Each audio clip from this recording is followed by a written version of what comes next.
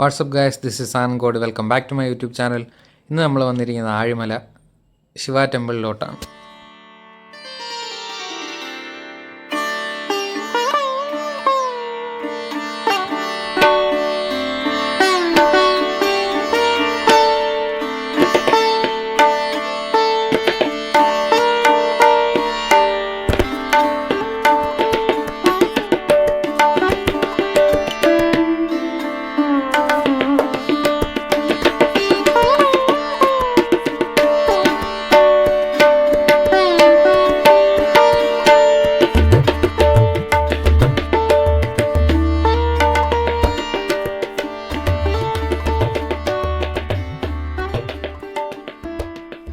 Shiva statue, ശിവൻ്റെ കേവൊക്കെ കണ്ട് എനിക്ക് ചിരിയാണ് വരണത്. അതിനെക്കുറിച്ച് ഞാൻ പറയാം.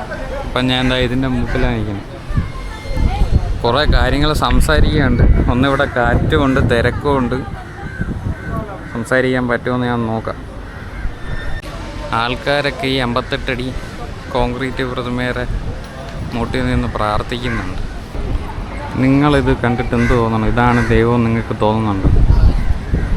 ഇതിൻ്റെ അപ്പുറത്തുള്ള കടലിന് ജീവനുണ്ട്. കാരണം അതിനൊരു ശക്തി ഉള്ളതുകൊണ്ടാണ് ആ തിര എങ്ങനെ അടിക്കുന്നത്.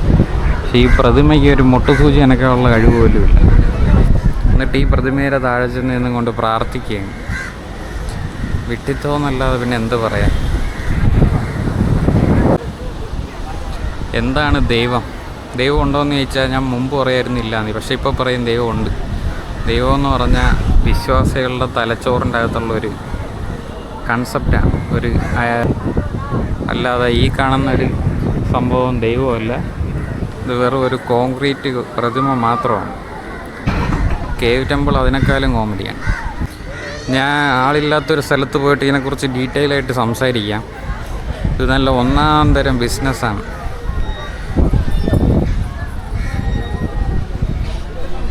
എനിക്കിവിടെ നിന്നും കൊണ്ട് പറയാൻ പേടിയൊന്നുമില്ല. ദൈവം എന്ന് പറഞ്ഞൊരു സാധനം ഇല്ല. അതിവിടെ വെച്ച് തന്നെ ഞാൻ പറയാം. ഇതുള്ളവരൊക്കെ ഭയങ്കര ഗുണ്ടായിസം പോലത്തെ പരിപാടികളാണ്. ഞാൻ എന്താ ഇതിൻ്റെ മൂട്ടിൽ നിന്നുകൊണ്ട് എന്നെ പറയുകയാണ്. ദൈവം എന്ന് പറഞ്ഞൊരു കൺസെപ്റ്റ് വെറും പൊട്ടത്തെറ്റാണ്. ഒരു മുട്ടുസൂചി പോലും അനക്കാൻ കഴിയില്ലാത്തൊരു 58 അടി പൊക്കമുള്ളൊരു കോൺക്രീറ്റ് പ്രതിമ മാത്രമാണ്. ബാക്കി ഞാൻ ഡീറ്റെയിൽഡായിട്ട് പുറത്തു പോയിട്ട് സംസാരിക്കാം. ഇവിടെ നിൽക്കുമ്പോൾ ഭയങ്കരമായിട്ട് നെഗറ്റീവ് അടിക്കും. ഹലോ ഗൈസ്, ഞാൻ ആഴിമല നിന്ന് എനിക്ക് ശോകം ഓടിച്ച് ഞാൻ തൊട്ടടുത്തുള്ള സോമതീരം ബീച്ചിലോട്ട് വന്നു. ഗൈസ്, ഈ വീഡിയോ നിങ്ങൾ സ്കിപ്പ് ചെയ്യാതെ മുഴുവൻ കാണാൻ ശ്രമിക്കണം. എനിക്ക് കുറച്ചൊക്കെ പറയാനുണ്ട്. ഇത് സോമതീരം ബീച്ചിലോട്ടുള്ള വഴിയാണ് ഈ കാണുന്നത്.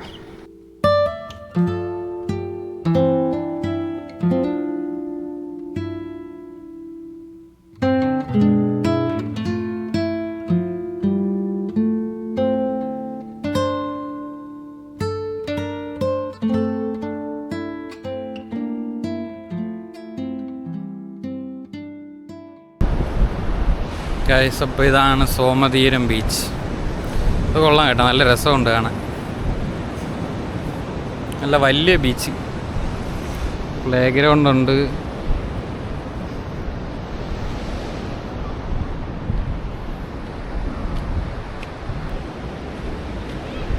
ഇവിടെ ഒരു മണ്ഡപമുണ്ട്, ഇവിടെ ഒരു പള്ളിയുണ്ട്.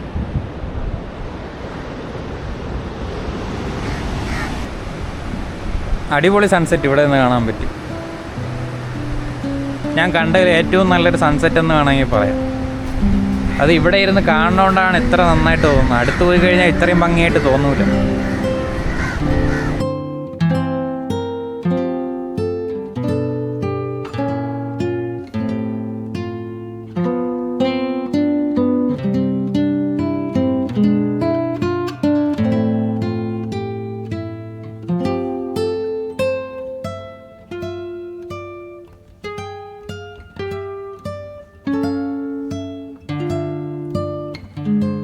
അപ്പോൾ ഇന്നത്തെ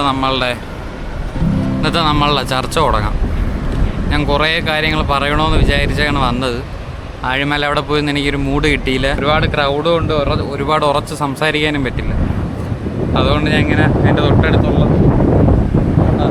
എല്ലായിടത്തും ഉണ്ടല്ലോ, ഇവിടെയുണ്ട് കർത്താവ്. കാണുന്നതാണ് ശിവൻ്റെ പ്രതിമ. അവിടെ 100 രൂപയാണ് പാസ് വാങ്ങിച്ചത്. എനിക്ക് കേവ് ടെമ്പിൾ കാണാൻ വലിയ താല്പര്യമൊന്നും ഇല്ലായിരുന്നു. പക്ഷേ ചെന്ന് കയറിയപ്പോൾ കേവ് ടെമ്പിളിൻ്റെ കൂടെയാണ് സ്റ്റാച്ചു കാണാൻ പോകുന്നത്. അതുകൊണ്ട് ഞാൻ 100 രൂപ എടുത്ത് അതുവഴി കയറി. നല്ല ഒന്നാം തരം ബിസിനസ്. 100 രൂപ എന്തിനാണെന്ന് ചോദിച്ചു കഴിഞ്ഞാൽ ആ സെറ്റപ്പിനാണെന്ന് വേണമെങ്കിൽ പറയാം. ഒരു പാർക്കാണ് സത്യം പറഞ്ഞത്. അതെനിക്ക് കണ്ടിട്ട് കേവ് ടെമ്പിളായിട്ട് തോന്നിയില്ല, ഒരു മ്യൂസിയം ആയിട്ടാണ് തോന്നിയത്. AC ഇട്ട് മറ്റേ ഷോ ലൈറ്റൊക്കെ ഇട്ട് ഒരുപാട് പ്രതിമകളുണ്ടാക്കി വെച്ചിരിക്കുന്നു. അതിൻ്റെ നടുക്കൊരു ശിവലിംഗം വെച്ചിരിക്കുന്നു. ഈ പൊട്ടന്മാർ അവിടെ ചെന്ന് തൊട്ട് വീഴുന്നു, അതിൽ പൈസ ഇടുന്നു. ഏറ്റവും വലിയ തമാശ അതല്ല, ഇവർ ഈ പൈസയും കൊടുത്ത് ഈ കേവ് ടെമ്പിളിൻ്റെ അകത്ത് പോയിട്ട് ആ ദൈവമെന്ന് വിശ്വസിക്കുന്ന ആ പ്രതിമയെ ഇവർ തൊട്ട് വീഴാൻ പോയപ്പോൾ അവിടെ ഉള്ളവർ ദേഷ്യപ്പെടുകയാണ്, അത് തുടരുതെന്നൊക്കെ പറഞ്ഞു. ഭയങ്കര റൂഡായിട്ടൊക്കെയാണ് അകത്തുള്ളവർ. പുറത്തിറങ്ങിയ ആൾക്കാർ കോവിലിനകത്ത് നിന്ന് വീഡിയോ എടുത്തപ്പോൾ അവിടെ നിന്ന് ഓട്ടിച്ച് അപ്പുറത്തോട്ട് വിടുന്നു. ഇതാരാണ് ശരിക്കും ഇവരൊക്കെ? ദൈവം എന്നൊരാളുണ്ടെങ്കിൽ എന്തിനാണ് ഇവരെയൊക്കെ ആവശ്യം? എന്തിനാണ് ഇവരൊക്കെ ദൈവത്തിനെ കാത്തു സൂക്ഷിച്ചിങ്ങനെ നിൽക്കുന്നത്? ദൈവത്തിനെ സ്വന്തമായിട്ട് രക്ഷിക്കാൻ അറിഞ്ഞൂടെ? എല്ലാം പോട്ടെ, ഇതിപ്പോൾ ഈ ഉണ്ടാക്കിയിരിക്കുന്ന ഈ രൂപമൊക്കെ ദൈവമാണെങ്കിൽ എന്തിനാണ് മനുഷ്യൻ്റെ സഹായം ദൈവത്തിന് ആവശ്യം? ഒരു സുപ്രഭാതത്തിൽ ഈ ചില മരത്തിലും ചിലയിടത്തൊക്കെ ഓരോ ദൈവങ്ങളുടെ രൂപം ഉണ്ടാക്കണമല്ലേ? ഈ രൂപങ്ങളൊക്കെ ഒരു ദിവസം ഉറക്കൊഴിക്കുമ്പോൾ അങ്ങ് തനിയെ ഉണ്ടാക്കിയാൽ പോരെ ദൈവങ്ങൾക്ക്? മനുഷ്യരുണ്ടാക്കിയ ദൈവങ്ങൾക്ക് സ്വന്തം രൂപമൊന്ന് ഉണ്ടാക്കാൻ അറിഞ്ഞൂടെ? നിങ്ങളൊക്കെ ഒന്ന് ചിന്തിച്ച് നോക്കണം. എന്തിനാണ് ആ കേവ് ടെമ്പിളിനകത്ത് വീഡിയോ അലൗഡ് അല്ലാത്തതെന്ന് എനിക്ക് അറിഞ്ഞുകൂടാ. പണ്ട് ആരാണ്ട് എഴുതിയ ഫിക്ഷണൽ ബുക്കിലെ കുറച്ച് ക്യാരക്ടേഴ്സാണ് ആ മ്യൂസിയത്തിൻ്റെ അകത്ത് ഞാൻ കണ്ടത്. അതിൽ പലർക്കും തുണിയൊന്നുമില്ല, തുണിയില്ലാത്ത പ്രതിമകളാണ് ഉണ്ടാക്കി വെച്ചിരിക്കുന്നത്. അതുകൊണ്ടാണോ വീഡിയോഗ്രാഫി അലൗഡ് അല്ലാത്തതെന്ന് എനിക്ക് അറിഞ്ഞുകൂടാ. ഇതൊക്കെ ആൾക്കാർ കണ്ട് ചിരിച്ചാൽ, എനിക്ക് സത്യം പറഞ്ഞാൽ എൻ്റെ അകത്ത് കയറിയപ്പോൾ ചിരി വന്നു. ഈ മ്യൂസിയം പോലത്തെ ഉള്ളൊരു സ്ഥലത്ത് കയറിയിട്ട് ആൾക്കാർ തൊഴുത് ഭക്തിയോടെ നിൽക്കുകയാണ്. ശരിക്കും ഈ കല്ലിനെയൊക്കെ തൊഴുതിട്ട് എന്താണ് കാര്യം?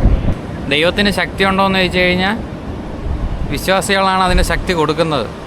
അവർ എന്തെങ്കിലുമൊക്കെ കാര്യങ്ങൾ നടത്തിയിട്ട് അതിനെ അവർ ദൈവത്തിൻ്റെ ശക്തിയാക്കി പറയുന്നിടത്തോളം കാലം ദൈവത്തിന് ശക്തി ഉണ്ടാകും. അല്ലാതെ ഈ കാണുന്ന കോൺക്രീറ്റ് കെട്ടിടവും ഈ ബാക്കിയിരിക്കുന്ന പ്രതിമയും ഇതൊന്നും അല്ല ദൈവങ്ങൾ. ശരിക്കും ഈ മതങ്ങളും നിങ്ങളെ വിശ്വാസങ്ങളൊക്കെ പറയുന്നത് ഈ പ്രപഞ്ചവും മനുഷ്യന്മാരെയൊക്കെ സൃഷ്ടിച്ച ദൈവമാണെന്നല്ലേ നിങ്ങളുടെ വിശ്വാസം? സൃഷ്ടിച്ച മനുഷ്യർ ദൈവം സൃഷ്ടിച്ച കല്ലെടുത്ത് രൂപം ഉണ്ടാക്കി അതിനൊരു ശക്തി നൽകി അതിനെ ദൈവമെന്ന് വിളിക്കുന്നത് എന്തൊരു കോമഡിയാണെന്ന് നിങ്ങളൊന്ന് ആലോചിച്ചു.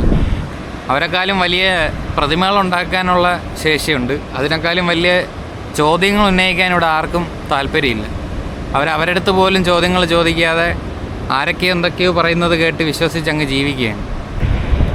ഈ പലരും എൻ്റെ അടുത്ത് പറയുന്നുണ്ട്, നീ എന്തിനാണ് ഇതൊക്കെ പറയാൻ പോകുന്നത്? നിനക്ക് താല്പര്യമില്ലെങ്കിൽ നീ വിശ്വസിക്കേണ്ട, മറ്റുള്ളവരുടെ വിശ്വാസത്തിനെ നീ എന്തിനാണ് ചോദ്യം ചെയ്യണം? ഓരോരുത്തർ സ്വാതന്ത്ര്യമില്ലേ? അപ്പോൾ ഞാൻ എന്തിനാണ് ഇതൊക്കെ പറയണതെന്ന് വെച്ച് കഴിഞ്ഞാൽ, ഇന്ത്യൻ കോൺസ്റ്റിറ്റ്യൂഷൻ്റെ ആർട്ടിക്കിൾ 51(h) പ്രകാരം it shall be the duty of every citizens of India to develop the scientific temper, humanism and the spirit of inquiry and reform.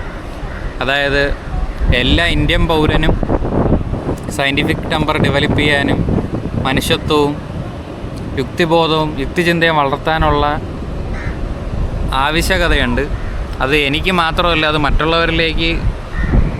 മറ്റുള്ളവരിലേക്ക് എത്തിക്കാനുള്ള ഉത്തരവാദിത്വം എനിക്കുണ്ട്. അതൊന്ന്. രണ്ട്, ഞാൻ എൻ്റെ ചെറുപ്പകാലം തൊട്ട് എൻ്റെ വീട്ടുകാരും കൂട്ടുകാരും നാട്ടുകാരും എല്ലാം ദൈവവിശ്വാസം, എല്ലാം മണ്ടന്മാരാണ്. ഈ മണ്ടന്മാരുടെ ഇടയിലാണ് ഞാൻ വളർന്നത്. എനിക്ക് കോവിലിൽ പോകാനും പ്രാർത്ഥിക്കാനും ഒന്നും താല്പര്യമില്ലായിരുന്നു. പക്ഷേ എൻ്റെ വീട്ടുകാർ എല്ലാവരും നിർബന്ധിച്ച് പോകുമ്പം എൻ്റെ ഇഷ്ടങ്ങൾ മാനിക്കുന്ന ആരെയും ഞാൻ കണ്ടില്ല. അന്ന് എനിക്ക് പോകാൻ താല്പര്യമില്ലായിരുന്നു. എൻ്റെ സ്വാതന്ത്ര്യത്തിന് എന്തുകൊണ്ട് ആൾക്കാരെ അംഗീകരിച്ചില്ല? എനിക്ക് വേണ്ടി അന്ന് സംസാരിക്കാൻ ഇവിടെ ആരും വന്നില്ല. ഞാൻ ഭയങ്കര ഫ്രസ്ട്രേറ്റഡ് ആയിട്ടാണ് അന്നൊക്കെ ജീവിച്ചത്. കാരണം ഇതിനെക്കുറിച്ച് സംസാരിക്കാൻ ആരുമില്ല. ഞാൻ നിരീശ്വരവാദികളായ ആരും കാണാറില്ല. എല്ലാവരും വിശ്വാസികളാണ്. അങ്ങനെയുള്ളൊരിടത്ത് ഒരു ചുറ്റുപാടിലാണ് ഞാൻ വളർന്നത്. ഒരു 21 വയസ്സ് വരെയും ഞാൻ ഒരു നിരീശ്വരവാദിയെ കണ്ടിട്ടില്ല. ഇല്ലാത്തൊരു വിശ്വാസത്തെ എൻ്റെ തലയിൽ അടിച്ചേൽപ്പിക്കാൻ നിന്നപ്പോൾ ഇവിടെ ആരെയും ഞാൻ കണ്ടില്ല. അതുപോലെ എനിക്ക് ചോദിക്കാൻ വേറൊരു കാര്യം കൂടെ ഉണ്ട്. ഈ ദൈവങ്ങൾക്ക് എന്തെങ്കിലും ബൗണ്ടറി വല്ലതും ഉണ്ടോ? അതപ്പോൾ ബൗണ്ടറി ഉണ്ടെങ്കിൽ ഓരോ രാജ്യത്തും ഓരോ ദൈവങ്ങളെങ്കിലും ഉണ്ടാവണമല്ലോ. ഈ ഹിന്ദുവിസത്തിൽ തന്നെ ഏതാണ്ട് കോടിക്കണക്കിന് 33 കോടി ദൈവങ്ങളുണ്ടെന്നാണ് പറയപ്പെടുന്നത്. 33 കോടി വിട്ടിട്ട് എന്തായാലും 1000 ദൈവങ്ങളെങ്കിലും ഉണ്ടാവും. ഈ യുദ്ധത്തിൻ്റെ ഇടയ്ക്കൊക്കെ ഈ കൊച്ചു പിള്ളേർ ചാവുമ്പോൾ ഈ ദൈവം എവിടെയായിരുന്നു? ഒരു ക്ഷേത്രത്തിൻ്റെ അകത്ത് വെച്ച് ഒരു കൊച്ചിനെ പീഡിപ്പിച്ചിട്ട് പോലും അനങ്ങാത്ത ദൈവത്തിനെയാണ് നിങ്ങൾ പ്രാർത്ഥിക്കേണ്ടതും വിശ്വസിക്കുന്നത്. ഇത്രയ്ക്ക് മണ്ടന്മാരാണ്, ഇത്രയ്ക്ക് കോമൺ സെൻസ് ഇല്ലാത്തവരാണ് ഈ മനുഷ്യർ. ഈ ശിവൻ്റെ ഈ സ്റ്റാച്യൂലൊക്കെ നല്ല മാസ് BGM ഒക്കെ ഇടുമ്പോൾ എനിക്കത് കണ്ടാൽ നല്ല രസം തോന്നുന്നു. കാരണം അത് നല്ലൊരു ആർട്ടാണ്, അത് നല്ലൊരു പ്രതിമയാണ്, ഒരു നല്ല കലാകാരൻ്റെ ഒരു നല്ല സൃഷ്ടിയും ഒരു നല്ല ഇമാജിനേഷനുമാണ് ആ കാണുന്നത്. അതിനൊരു BGM ഒക്കെ ഇട്ട് കഴിഞ്ഞാൽ വിശ്വാസമില്ലാത്ത എനിക്ക് പോലും അത് കാണുമ്പോൾ ഒന്ന് കാണാൻ തോന്നും.